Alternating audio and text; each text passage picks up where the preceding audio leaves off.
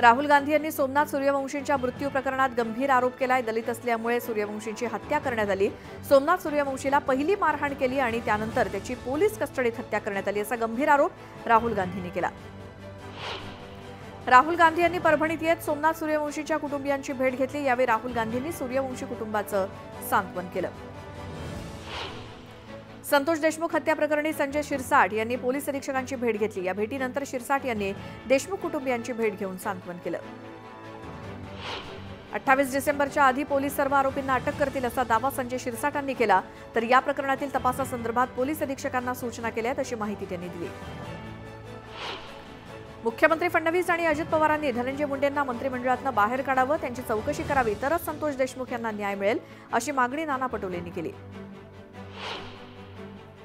माथाडी कामगार नेते नरेंद्र पाटील यांनी संतोष देशमुख यांच्या कुटुंबियांची भेट घेतली। आरोपींना कठोर शासन झालं पाहिजे यासाठी फडणवीसांकडे पाठपुरावा करणार असल्याचं नरेंद्र पाटील यांनी देशमुख यांच्या कुटुंबियांना सांगितलं।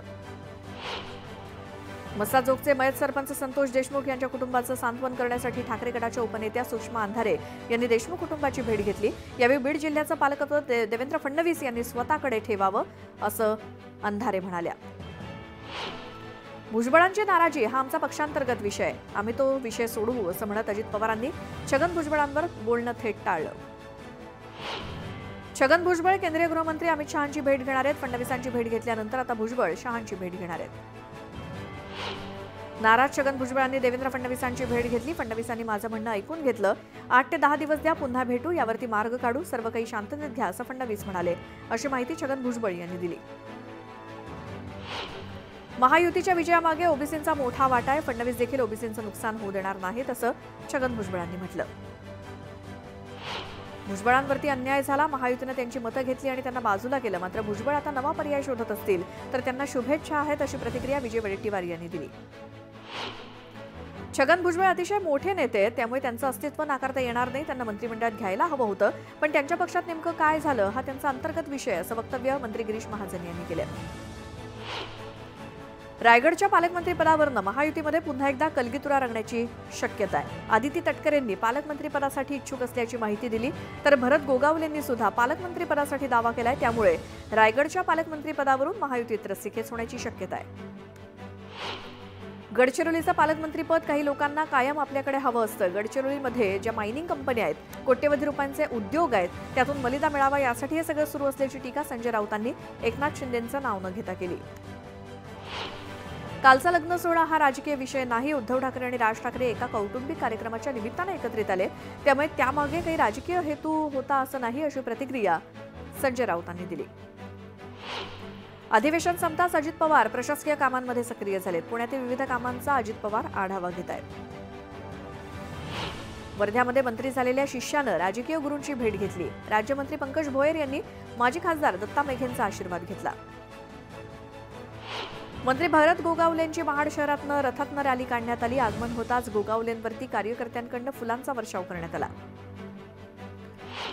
शालेय शिक्षण मंत्रिपदाचा कारभार स्वीकारताच मंत्री दादा भुसे ऍक्टिव्ह मोडवर आले। भुसेंनी अचानक ग्रामीण शाळांना भेट देत पाहणी केली, यावेळी त्यांनी विद्यार्थ्यांशी संवाद साधून समस्या जाणून घेतल्या।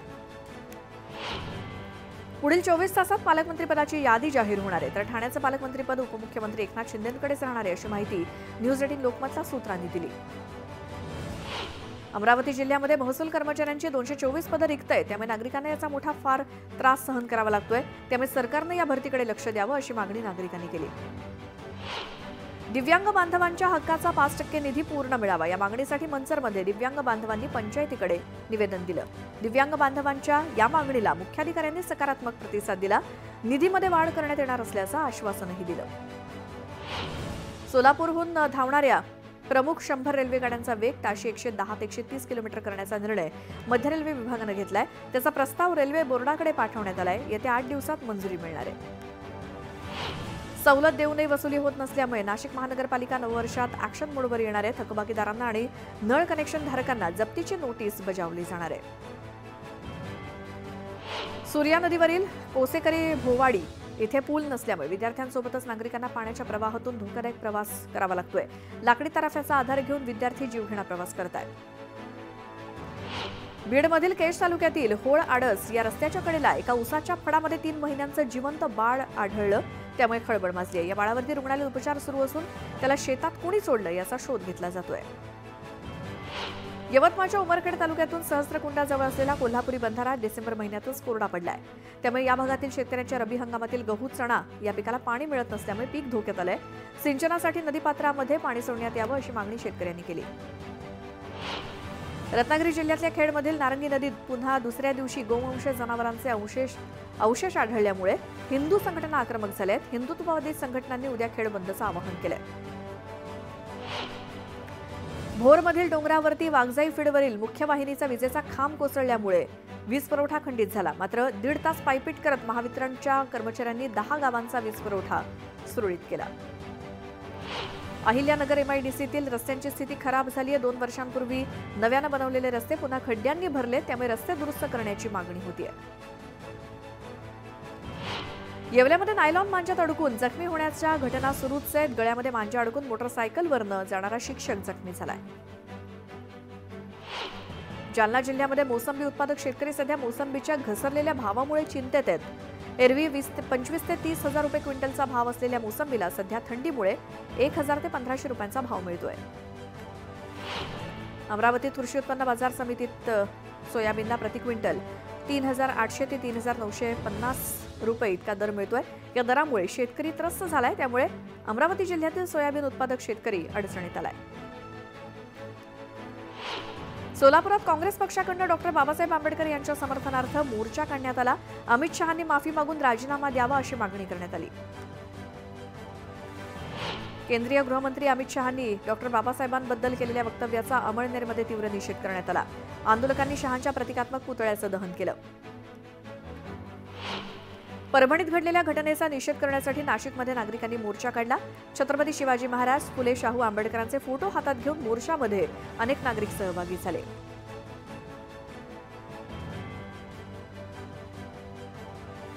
दोन्ही गाड्या लागल्या लाईन असते ना त्याच्यामध्ये गाडी कोणीकडेच काढता येईल, त्याच्यातून वळून त्याला मारहाण केली आणि गाडी घुसवून तिथून अपहरण केलं। 3 तास कंप्लीट मारहाण करून त्यांनी केले। आणि महत्वाचा मुद्दा म्हणजे 29 तारखेला पण पोलीस प्रशासन FIR दाखल करायला नेलेलं होतं, तिथं त्या दिवशी त्यांनी FIR दाखल करून घेतला। 6 तारखेला तो अशोक सोनवणे ही या अॅट्रॉसिटी गुन्हा दाखल करण्यासाठी होता, त्या दिवशी त्यांचा घेतलेला नाही। त्या दिवशी कंपनीवाल्याचा नॉमिनल त्यांना गुन्हा दाखल करून घेतला। पहिल्याच दिवशी जर ह्यांना जर खंडणीचं जर गुन्हे दाखल करून घेतले असते ते आरोपी अटक झाले। बीड मधली ही आपण दृश्य बघतोय। मसाजोग इथे मंत्री उदय सामंत हे देशमुख कुटुंबियांच्या भेटीला गेलेत। देशमुख कुटुंबियांची सांत्वनपर भेट घेत आहेत मंत्री उदय सामंत। आतापर्यंत अनेक राजकीय नेते मंडळींकडून देशमुख कुटुंबियांची भेट घेऊन झाली आहे आणि आता मंत्री उदय सामंत हे देखील बीडच्या केजमधल्या मसाजोग इथे पोहोचलेत आणि देशमुख यांच्या कुटुंबियांचं म्हणणं ते ऐकून घेत आहेत। यावरती आता सरकारकडून त्यांना काय आश्वासन मिळतं, कारण न्याय हवाय अशी मागणी संतोष देशमुख यांचे भाऊ आणि त्याचसोबत संपूर्ण कुटुंब सातत्यानं करतायत। संतोष देशमुख यांचा प्रचंड मारहाणीमध्ये मृत्यू झाल्यानंतर खळबळ माजली। हे जे कोण गुन्हेगार याच्यामध्ये बरोबर आहे, तो शेवटच्या गुन्हेगारापासून आपण पोहोचलो, हीच आमची सगळ्यांची 2 गोष्टीसाठी मी इथे आले। तर आता साहेब बोलून झाले। दुसरी महत्वाची गोष्ट की आता सरपंचाने पुढाकार घेऊन ही परिस्थिती 15 वर्ष सरपंच असताना घेतली एखाद्या सरपंचावर येऊ शकते, म्हणजे तो सरपंच प्रामाणिक होता, जनतेसाठी काम करणार होता, स्वतःपेक्षा जनतेचं हित बघणार आहे।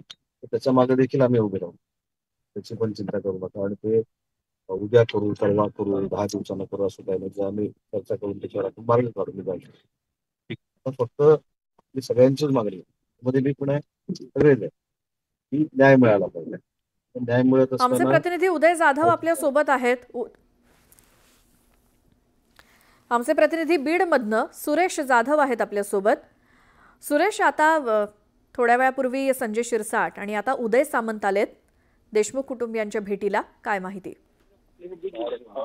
या अगोदर शिवसेनेचे नेते संजय शिरसाट यांनी भेट घेतली होती। आता या देशमुख कुटुंबाची भेट ही उदय सामंत यांच्याकडून घेतली जाते। विशेष म्हणजे उपमुख्यमंत्री एकनाथ शिंदे आहेत यांच्याकडून या संदर्भामध्ये भेट घ्या आणि कुटुंबाची काय वस्तुस्थिती आहे ती वस्तुस्थिती सांगा, अशा पद्धतीची माहिती देखील आज चौकशी या ठिकाणी घेतली जाणार आहे।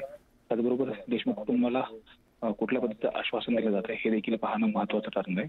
आता देशमुख कुटुंबामध्ये ज्या संतोष देशमुख यांच्या पत्नी आहेत, त्याचबरोबर त्यांची मुलगी, त्यांची आई आणि बहीण यांची भेट घेतलेली आहे आणि यानंतर आता त्यांचे जे बंधू आहेत धनंजय देशमुख यांची देखील भेट घेतली जाणार आहे. त्याबरोबर या तपासामध्ये जे बारकावे आहेत ते देखील घेतले जातात. बरं, शेवटच्या गुन्हेगारापर्यंत आपण पोहोचू असं उदय सामंत देशमुख कुटुंबियांना सांगतायत. मात्र काय आता मागण्या त्यांनी मांडल्यात उदय सामंत यांच्या समोर?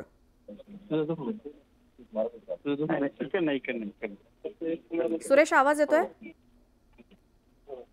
हा, बोला. मंत्री उदय सामंत यांनी शेवटच्या गुन्हेगारापर्यंत पोहोचू असं आश्वासन दिलंय. मात्र काय मागण्या त्यांनी ठेवल्या आहेत उदय सामंत यांच्या समोर देशमुख कुटुंबियांनी? उदय सामंत यांच्या समोर ज्या मागण्या मांडलेल्या आहेत ते या अगोदर देखील अनेक जे या ठिकाणी नेते आलेले होते, उपमुख्यमंत्री आलेले होते, त्यांच्याकडे देखील जे आरोपी आहेत त्यांना तात्काळ अटक करावी अशा पद्धतीचीच मागणी या ठिकाणी करण्यात आलेली होती. आणि आता परत संजय शिरसट हे देखील परत या ठिकाणी पोहोचलेले आहेत. संजय शिरसट आणि उदय सामंत हे दोघंही या कुटुंबांचं सांत्वन करतात. त्याबरोबर त्यांच्या ज्या काही महत्त्वाच्या मागण्या आहेत, आज 15वा दिवस आहे, 15 दिवसानंतरही आरोपी अटक नाही, त्यामुळे आरोपींना तात्काळ अटक करा. त्याबरोबर ज्या पद्धतीने मुख्यमंत्री यांनी निवेदन केलेलं होतं अधिवेशनामध्ये की SIT चौकशी केली जाईल, त्याचबरोबर न्यायालयीन चौकशी आणि CID कडे तपास दिलेला आहे, तर या संदर्भातल्या देखील ज्या मुख्यमंत्री महोदयाकडून ज्या काही सूचना दिलेल्या होत्या तर त्या कुटुंबियांना सांगितल्या जात आहेत. आणि विशेष म्हणजे कुटुंबियाला आश्वासित देखील केलं जातं की न्याय मिळेपर्यंत आणि शेवटचा जो आरोपी आहे त्याला अटक करेपर्यंत सरकार तुमच्या सोबत आहे. त्याचबरोबर आरोपींना जी फाशीची शिक्षा होईपर्यंत सरकार याचा पाठपुरावा करेल असं देखील मगाशी संजय शिरसाट यांनी सांगितलं होतं. आणि आता उदय सामंत देखील त्याच पद्धतीने कुटुंबाला आश्वासित करतायत. जी घडलेली घटना आहे ती दुर्दैवी आहे. 15 वर्ष ज्यांनी सरपंच म्हणून काम पाहिलं होतं, त्यांचं लोकप्रियता आणि या सगळ्या गोष्टी पाहूनच आता ज्या पद्धतीने ही दुर्दैवी घटना घडलेली आहे त्या घटनेमध्ये न्याय कसा मिळेल यासाठी सरकार पूर्णतः पाठीशी राहील आणि न्याय मिळवून देण्यासाठी प्रयत्न करेल अशा पद्धतीने देखील शब्द दिला जातो. सुरेश, धन्यवाद या सगळ्या माहितीसाठी. एक छोटासा ब्रेक घेऊन आपण लगेच परत येऊयात.